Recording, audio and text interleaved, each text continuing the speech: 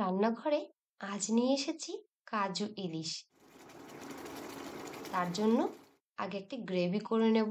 কাজু বাদাম, সাদা সর্ষা, তার সঙ্গে গরম মশলা ও কাঁচা লঙ্কা দিয়ে একটা সুন্দর মিহি পেস্ট তৈরি করে নেব।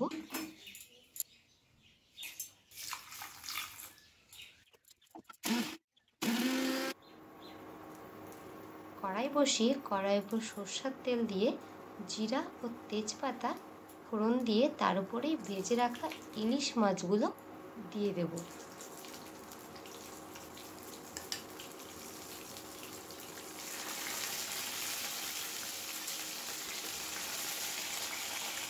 মাছ দেওয়া হয়ে গেলেই এর উপরেই করে রাখা গ্রেভি দিয়ে দেব, আর সঙ্গে সঙ্গে জলটাও দিয়ে দিতে হবে।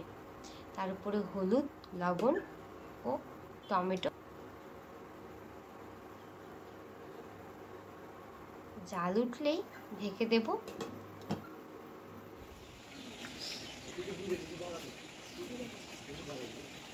তো যখন দেখবে ঝোলে তেল উঠে গেছে, ঠিক সেই পর্যায়ে অল্প গরম মশলা দিয়ে নেড়ে চেড়ে নামিয়ে দেবে। খুব অল্প সময়ের মধ্যেই রান্নাটা হয়ে যায়। কেমন লাগলো অবশ্যই কমেন্ট করে জানিও।